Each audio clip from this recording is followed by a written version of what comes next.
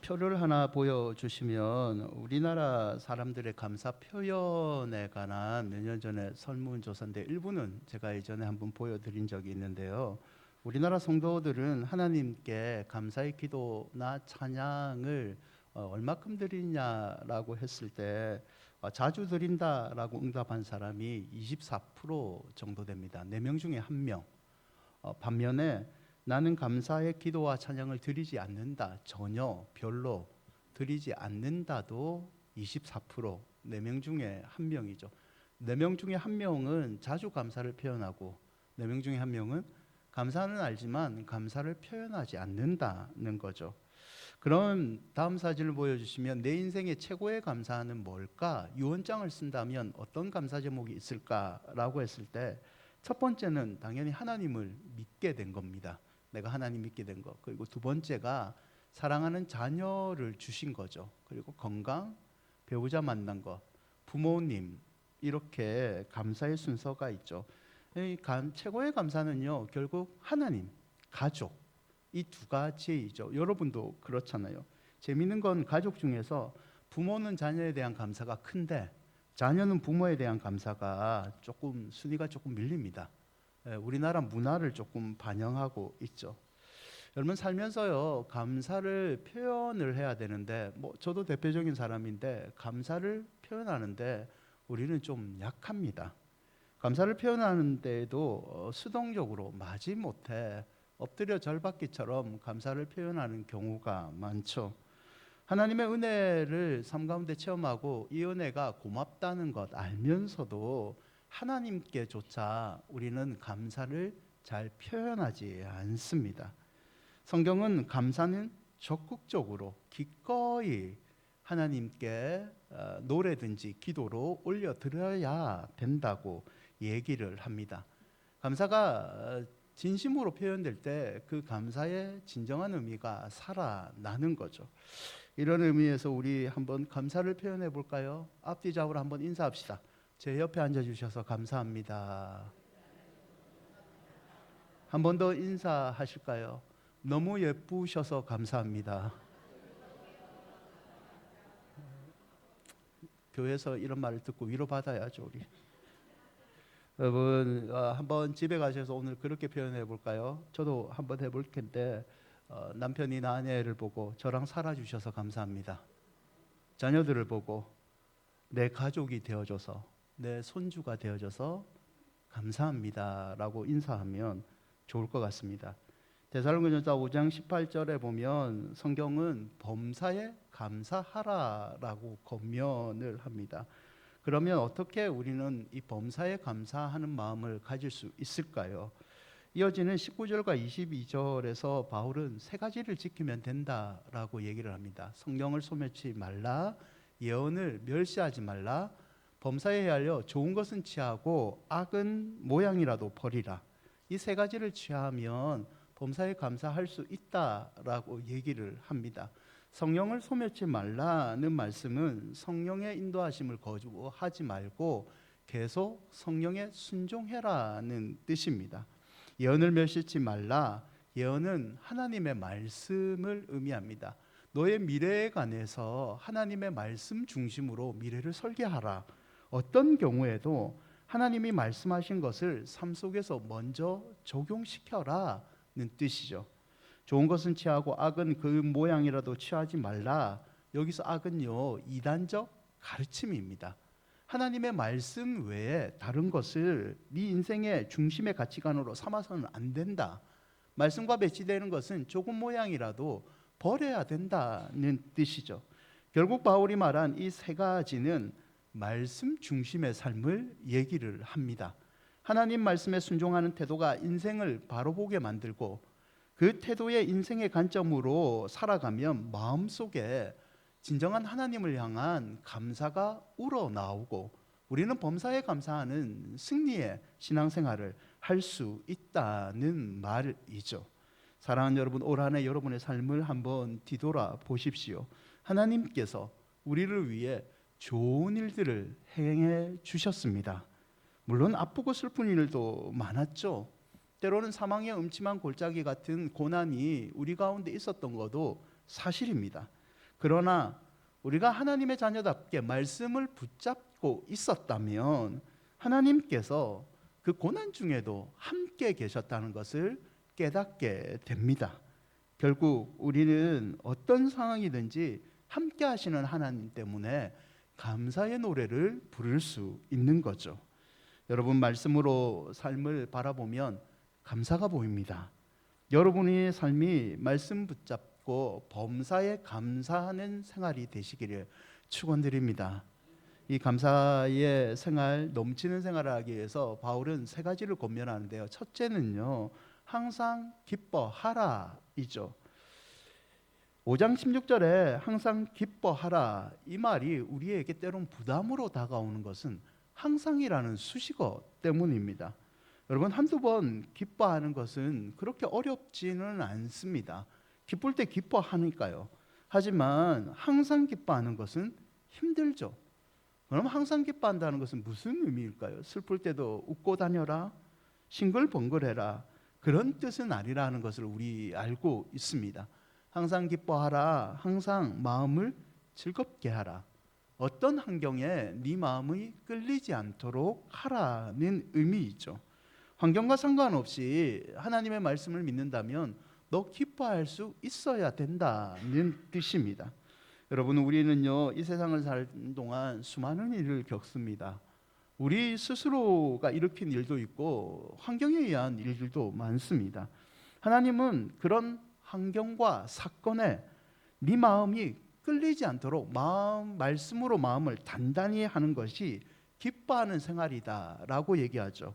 빌립보서 4장 4절을 보면 바울은요, 주 안에서 항상 기뻐하라, 내가 다시 말하노니 기뻐하라, 기쁨을 우리에게 권면합니다. 이때 기쁨은요, 선택하라는 뜻과 비슷한데요, 우리는 기쁨을 선택하라, 근심을 선택하는 것이 아니라 기쁨을 선택함으로 마음 가운데 원망과 근심이 발을 붙이지 못하도록 하는 상태를 얘기합니다.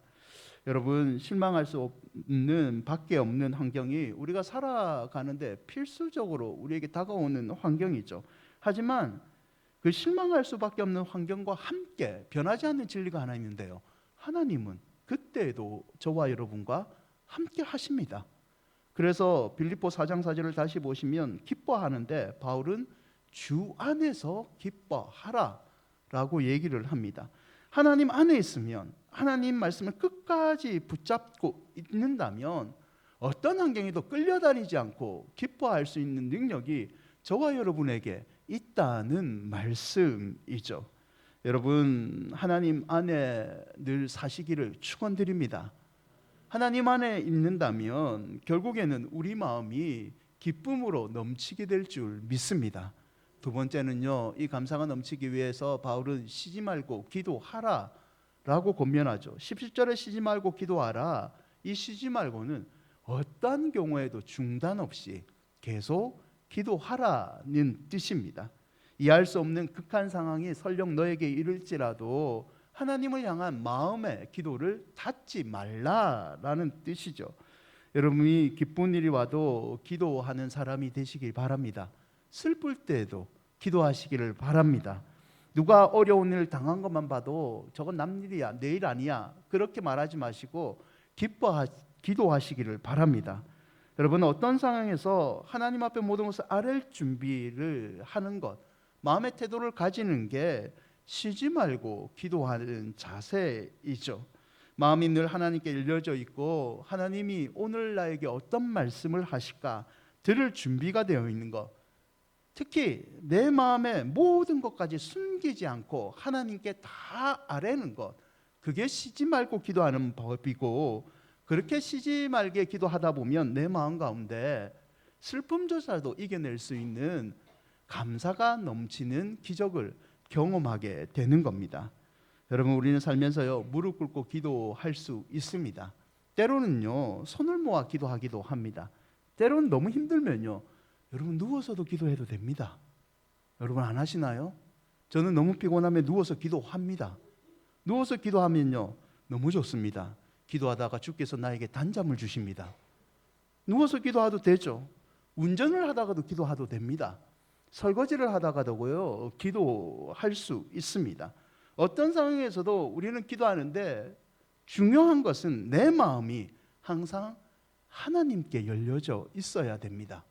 하나님, 어떤 상황에 있어서는 나는 기도합니다. 하나님께서 내 상황에 끌리지 않고 내가 감사하는 사람이 될 수 있게 해 주십시오 라고 기도하면 그분께서는 쉬지 않고 기도하는 우리의 기도를 들으시고 범사에 감사하는 자로 저와 여러분을 이끌어 주시는 거죠. 요한계시록 3장 20절인데요 함께 읽어 볼까요? 볼지어다 내가 문 밖에 서서 두드리노니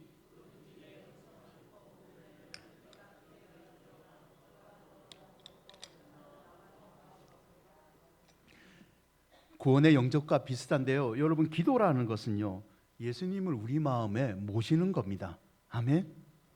여러분, 기도는 예수님을 우리 마음에 모시는 겁니다. 예수께서 문 밖에 서 계시고 우리가 기도함으로 예수님을 우리 마음의 주인으로 모시는 거죠. 기도는요 예수님을 움직이는 게 아니라 예수님을 우리 마음의 주인으로 모시는 겁니다. 그래서 우리가 할 일은요 마음의 문을 열고 간절히 하나님께 기도 드리는 거죠. 여러분, 여러분의 기도가 예수님을 마음속에 모시는 기도가 되시기를 바랍니다. 예수님을 인생의 주인으로 모시면요 쉬지 말고 호흡하듯이 쉬지 말고 기도하여 그분과 동행하는 복이 우리 삶 가운데 넘치고 결국 그분께서 동행하심으로 우리를 범사에 감사하는 사람으로 만들어 주시는 겁니다. 세 번째는요 5장 18절을 보면 바울은 범사에 감사하라 라고 감사가 넘치기 위한 생활을 권면합니다. 범사는 모든 일, 어떤 환경과 상관없이 감사하다는 뜻이죠. 이 편지는요 1차적으로 데살로니가 성도들에게 바울이 보낸 편지입니다. 당시 데살로니가 교인들은요 힘들었습니다. 어느 정도로 힘들었냐? 자신과 함께 신앙생활을 했던 일부의 사람들이 잡혀가서 동물에 찢겨서 죽임을 당합니다. 화형을 당하기도 하고요 무자비한 고통 가운데 순교를 당할 어려울 때입니다. 그들을 향해서 바울은 위로를 하면서 이런 말을 합니다. 고난을 당해도 수모를 당해도 감사의 마음을 잃지 말라라고 권면을 하고 있죠. 그래서 바울이 말하는 감사는요 선택이 아니라 그리스도인들이 마땅히 가져야 될 마음으로 표현됩니다. 여러분, 로마서 1장 21절에 보면요 사도 바울이 죄의 여러 가지 요인을 얘기하면서 감사하지 아니하고라는 표현을 씁니다. 하나님께 감사하지 않는 것이 죄의 원인이 된다라는 거죠. 생각해 보면요 사람이 에덴의 축복을 아담과 하와가 범죄한 것도요 하나님이 누리게 했던 그것에 감사를 잃어버리고 내가 하나님처럼 되고 싶은 교만한 마음이 생겨서 죄가 생긴 거죠. 지금도 이 원리는 적용이 되는데요 감사의 마음을 잃어버리면 우리 마음에 감사 대신 불평과 원망이 자리 잡게 되고 그 불평과 원망이 관계를 파괴시켜 버립니다. 반대로 감사의 마음을 잃지 않으면 하나님의 은혜에 겸손히 엎드리게 되고 내 옆에 사람에게 원망과 질투의 눈빛이 아니라 감사의 마음으로 그 옆에 사람을 사랑하게 되는 거죠. 노르웨이 속담 가운데 이런 속담이 있는데요 감사하는 마음에는 사단이 씨앗을 뿌릴 수 없다라는 말이 있습니다. 이 짧은 말이 우리에게 인생의 교훈을 주지 않습니까? 여러분, 불평과 원망을 하면요 상황이 나아지지 않습니다.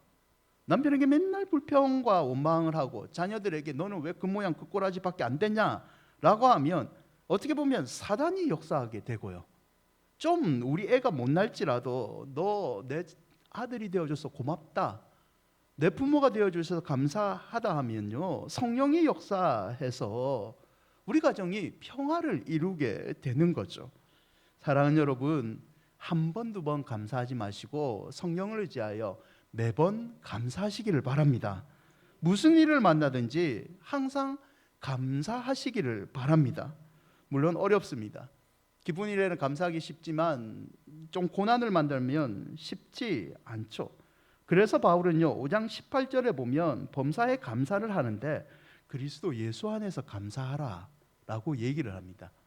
범사에 감사하는 게 우리 힘으로 되지 않지만 그리스도 예수 안에 있으면 범사에 감사할 수 있다라고 얘기를 합니다.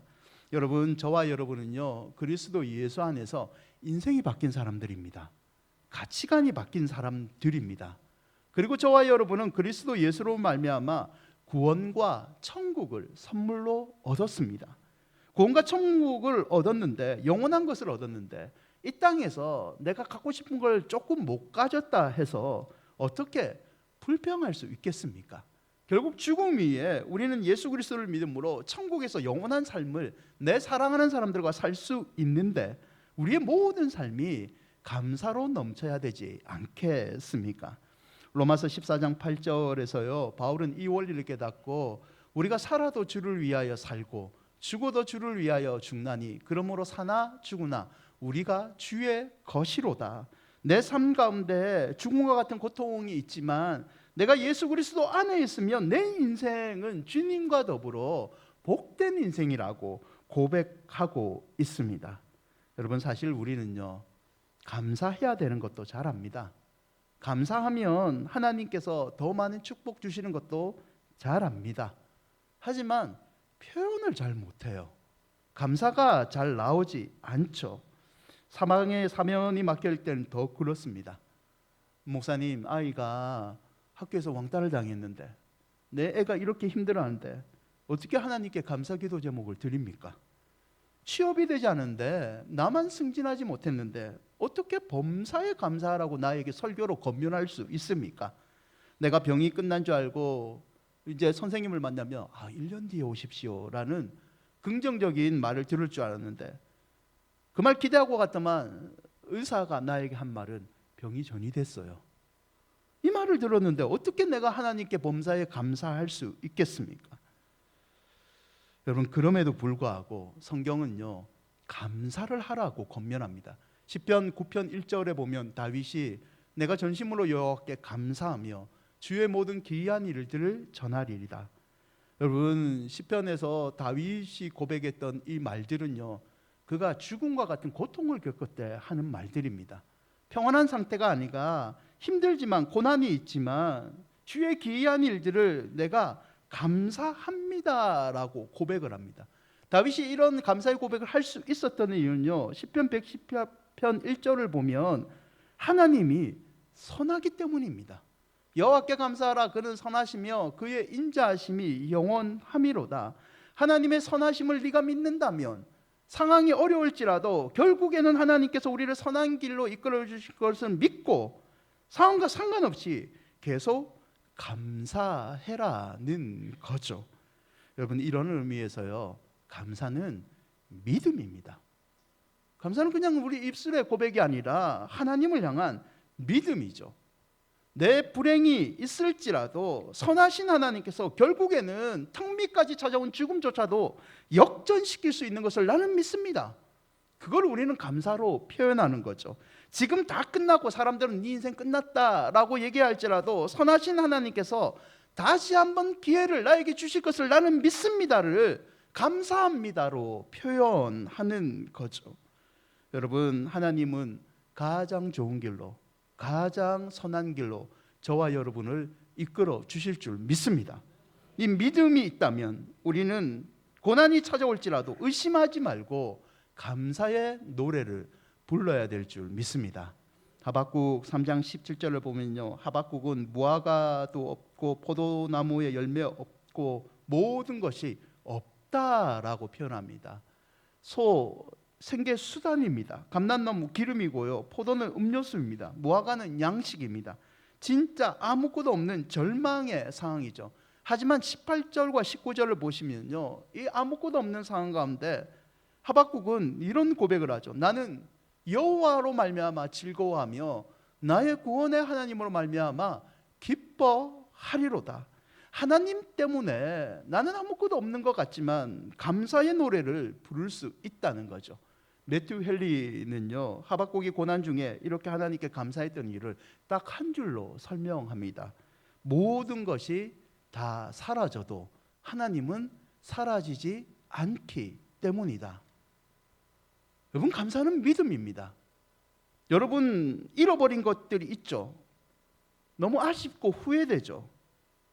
나를 떠난 사람들이 있습니다. 원망스럽죠. 하지만 하나님은 떠나지 않으십니다. 하나님은 나를 버리지 아니하시고 하나님은 모든 것이 다 사라지는 가운데서도 내 옆에 항상 계시는 분이십니다. 그분을 믿는다면 우리는 감사의 노래를 부를 수 있는 거죠. 시편 100편 4절에도 시인은 감사함으로 찬송한다라고 고백합니다. 그리고 그 이유를 시편 100편 5절에 이렇게 설명하는데요. 함께 읽어 볼까요? 여호와는 선하시니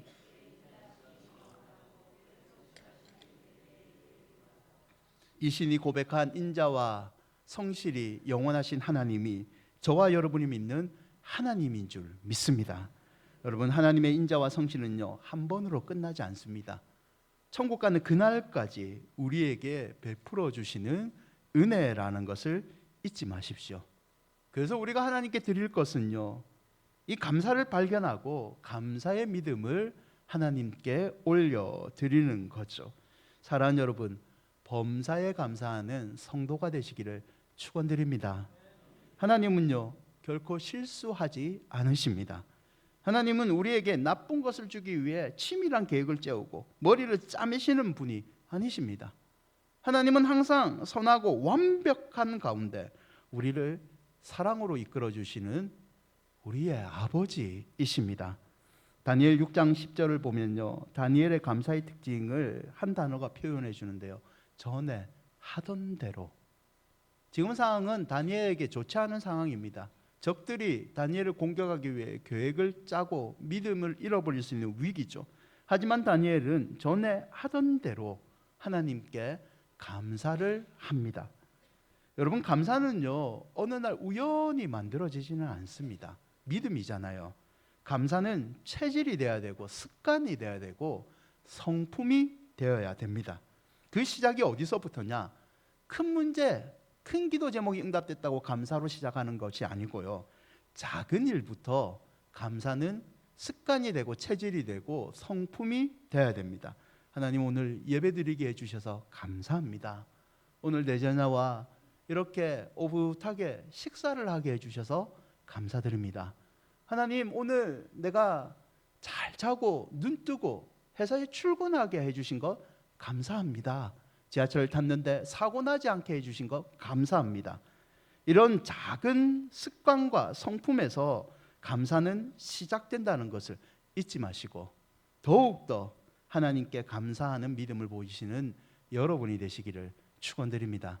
말씀을 맺고자 합니다. 어느 병원에 적어놓은 한 명의 기도인데요, 누가 지었는지는 알 수 없고요, 이 기도문을 여러분과 나누고자 하는데요. 때때로 병들게 하심을 감사합니다. 인간의 약함을 깨닫게 해주기 때문입니다.